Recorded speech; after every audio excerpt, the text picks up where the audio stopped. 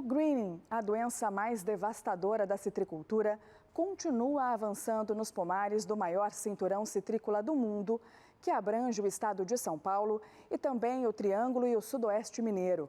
Em 2025, a incidência atingiu quase 48% das laranjeiras da região. Esse é o maior índice da história. O ritmo de crescimento da doença desacelerou pelo segundo ano seguido, mas o impacto na produção ainda preocupa. Para entender o que está acontecendo no campo e o que pode ser feito para conter essa doença, eu recebo aqui agora no Agro Record o Renato Bassanese, pesquisador do Fundecitrus, o Fundo de Defesa da Citricultura. Renato, seja mais uma vez bem-vindo aqui com a gente no Agro Record. Eu que agradeço, muito obrigado pelo convite. Renato, a gente viu aí um número de quase 48% de incidência de greening, número alto, né? O que ele representa para o setor? Representa uma grande preocupação. Realmente o setor está muito preocupado porque o Brasil é o maior produtor de laranja do mundo, então não é só o Brasil que está preocupado, toda a cadeia de citros do mundo, né, que depende do suco brasileiro, está bastante preocupada. Saber que a gente tem quase 100 milhões de laranjeiras num parque de 209 milhões de laranjeiras, já com sintoma dessa terrível doença, que é uma doença, o greening, ele não tem cura. Então, à medida que a planta fica doente, vai passando o tempo, a doença vai se espalhando pela planta e ela vai causando danos muito severos, não tanto no número de frutos produzidos por cada planta, como no peso dos frutos e principalmente pela queda prematura desses frutos. Ou seja, boa parte dos frutos de uma planta doente vai para o chão antes que ela possa ser colhida.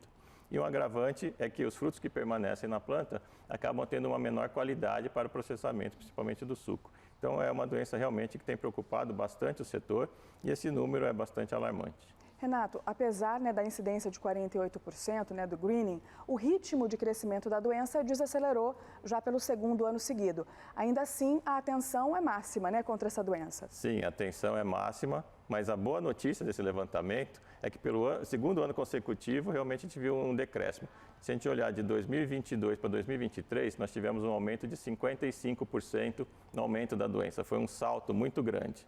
De 2023 para 2024, nós já conseguimos reduzir isso em 17% esse aumento. Então já deu uma desacelerada. E esse ano, essa desaceleração foi ainda maior. Saiu de 44% para 47%, ou seja, um crescimento de apenas 7,4%. Então, mostrando que as ações que estão sendo realizadas pelos citricultores, pela grande maioria dos citricultores, têm resultado numa desaceleração e a gente espera que nos próximos anos, a médio prazo, a gente consiga reverter, estabilizar esse crescimento e reverter, causando a diminuição da doença no futuro. Renato, já existem várias medidas, várias tecnologias para combater o greening, mas ele ainda existe, está com uma taxa alta de incidência. O que tem dificultado esse controle da doença? O greening é uma doença muito complexa de manejo. É uma bactéria que fica dentro da planta, então é difícil você colocar um produto na planta que vai chegar aos vasos do floema, que é onde a bactéria fica. Então, hoje a gente não tem uma cura para essa doença. Tampouco a gente tem uma variedade resistente à bactéria. Então, todo o controle deve ser preventivo, tanto com a eliminação das plantas doentes, como com a aplicação de inseticidas para o controle do psilídeo, que é o inseto que transmite a bactéria. E, além disso, algumas outras medidas, como a escolha dos locais de plantio. Só que nenhuma dessas medidas é 100%, porque esse inseto ele tem uma capacidade muito grande de disseminação, de dispersão. Ele vai a alguns quilômetros de distância. Então, nenhuma propriedade está isolada da propriedade ao redor dela. Então, se eu tenho um bom controle dentro de uma propriedade, mas o meu vizinho, as propriedades vizinhas não têm esse controle, eu vou acabar sendo contaminado. E essa falta de ação coletiva, eu diria que é o principal entrave para a gente ter um sucesso no controle da doença. E o relatório produzido aí pelo Fundecitrus apontou que muitos produtores já estão se conscientizando já desde as plantas mais jovens. Esse é um passo bastante importante, né? Sim, é fundamental, porque o que a gente percebeu nesse levantamento? Que os pomares de 0 a 2 anos, a incidência caiu de 5,9% para 2,7%. Então, uma redução aí mais de 50%. Os pomares de 3 a 5 anos caiu de 47% para 39%. Então, isso mostra que realmente o produtor ele criou consciência na escolha dos locais dos novos plantios, ele está escolhendo áreas com menor incidência da doença, onde o risco é menor. Ele tem aumentado o rigor no controle do inseto também nesses pomares e também tem seguido a recomendação de eliminação das plantas, principalmente nos pomares de 0 a 5 anos de idade. Então isso é bastante importante, porque essas plantas novas, quando contaminadas nessa fase jovem, elas praticamente não vão atingir seu potencial produtivo. Então elas são mais suscetíveis porque elas vegetam mais, então tem mais chance do inseto contaminar essas plantas. E como elas têm um porte menor, rapidamente a bactéria toma conta da planta inteira e ela não vai atingir seu potencial de produção. Então é muito importante que, para garantir o futuro de uma citricultura mais saudável, a gente consiga, nessa fase, principalmente dos 0 a 5 anos, ter um bom controle da doença. Você acabou de falar aí sobre a eliminação dessa planta, né? E no caso daqueles produtores que mantêm a planta, mesmo que doente, mas ainda produz um pouco, o que isso representa? Pode ser algo positivo ou pode ser um risco para toda a região? Isso é um risco enorme, né? Você conviver com uma planta doente, mesmo... Isso acontece bastante nos pomares adultos. O produtor ele tem uma relutância em eliminar aquela planta que tem lá um galho, um pedacinho da planta já doente, mas não está totalmente tomado. E aí ele mantendo essa planta no pomar, ela é uma fonte de bactéria permanente, porque vai passar vários anos que a bactéria está lá se multiplicando e ele fica totalmente dependente da ação dos inseticidas para evitar que o inseto chegue nessa planta, se alimente nessa planta, coloque os ovos se desenvolvam, passa a fase de ninfa, depois vai para a fase adulta, adquire a bactéria e transmita para o próprio pomar ou para os pomares vizinhos. Então o risco de manutenção de uma planta doente no pomar é extremamente alto. Bom, a gente falou aqui de uma incidência de 48%, uma incidência média, mas algumas regiões têm uma incidência ainda maior. Aqui na área de cobertura da Record Interior, em Porto Ferreira, por exemplo, essa incidência chega a 60% até 70%, né? Por que isso acontece? Bom, eu diria que são 3 fatores, tá? O primeiro é o fator climático.